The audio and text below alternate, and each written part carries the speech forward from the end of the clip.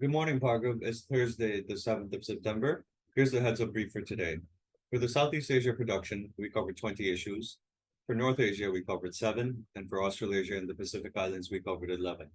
In South Asia, we covered 17 issues, plus the major issues in Europe, Middle East, and Africa. Hello there.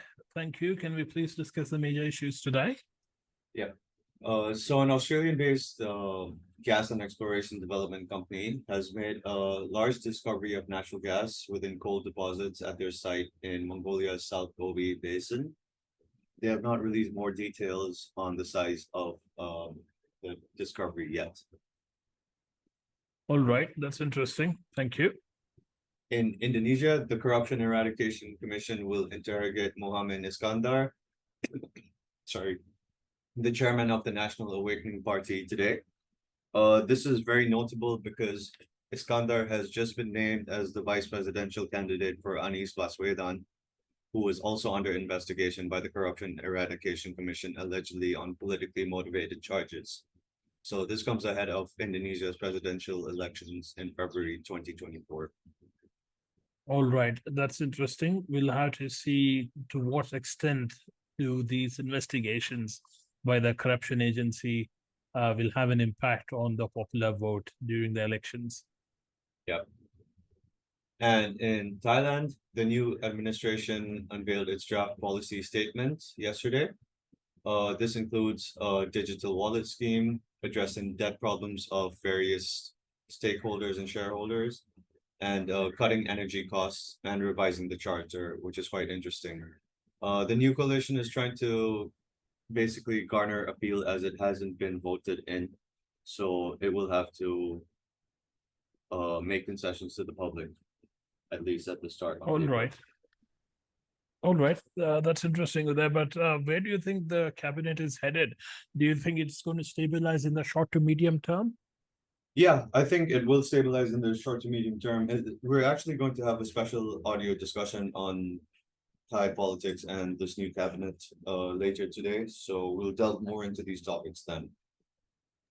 All right, thank you. Now, in South Asia, in Pakistan, regarding the Barrick Gold project Reko Diq in Balochistan, the chief executive officer of Barrick Gold said that the company will aim to start mining in 2028 as the feasibility study is ongoing. Barrick will have a 50% stake in the mine alongside the federal and Balochistan governments. Right. So that is an important development for Pakistan, for its economy. At the same time, they need to focus more on the security paradigm across the country, of course, but more specifically where the mine site is, that is Balochistan.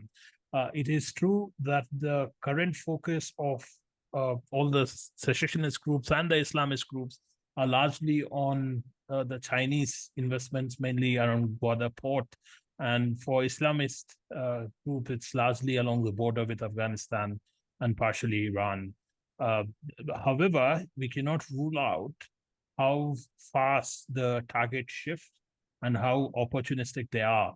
I do not want to take away the element of capability on behalf of the security forces. They're very much capable of handling the security paradigm, but they cannot take these groups for granted. Right. And in India, in Delhi, travel to and from the Indira Gandhi International Airport will be affected from tomorrow until the 10th of September due to the G20 summit, which is ongoing. We released an advisory on the travel disruptions around the summit venues. All right. So this is a major advantage what Modi has in terms of foreign policy and the grandstanding what he prefers to do at a regional as well as at the global stage. This is causing major disruptions, of course, but the question remains: to what extent will it boost India's image at the global stage?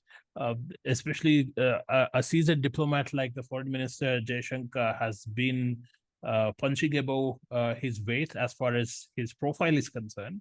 But will the G20 summit will actually boost India's credentials? That's a wider discussion we can consider for another audio discussion to be recorded and released for our clients. But at the same time, G20 summit in itself does not guarantee any kind of um, boost to India's credentials by default, because there's a lot of work to be done after that. Then again, Putin and Xi will not be attending this summit, so we'll have to see how this will reflect on the summit in itself. Yeah, we'll keep an eye out on it. And lastly, Afghani and Pakistani border forces yesterday exchanged gunfire near the Khyber Pass. According to sources, at least two Afghan Taliban soldiers were killed. This is another breakout of violence along border crossings that we have been monitoring for the last 2 years. All right, so that doesn't come as a surprise, because both security forces in Pakistan and some of the localized cadre of Taliban have gone at each other several times in last year or two. So let's continue to track this issue and keep the clients updated, please. Yeah, definitely. And in Europe and Africa, so the German defense minister announced that Germany will permanently deploy a brigade in Lithuania. This comes in response to the Russia-Ukrainian conflict and Lithuania's call for more aid and support from NATO and the West. Yes, further armament and boosting of deployment of troops along the border with Russia will only escalate tensions, and it won't help them in any way. So let's keep a close eye on these developments. Thank you. Yeah. And in Nigeria, the election of President Bola Tinubu was upheld yesterday by the Presidential Election Tribunal. In February, the election was widely contested, and there were a lot of irregularities and discrepancies in the vote itself. But it seems that President Bola will be firmly in power, and his closest opponent, Peter Obi, who was seeming to be the most popular candidate, is in the opposition. All right, thank you. That's a brief for today. Bhargav, anything else from you? Nothing else from my end. Thank you, Uday.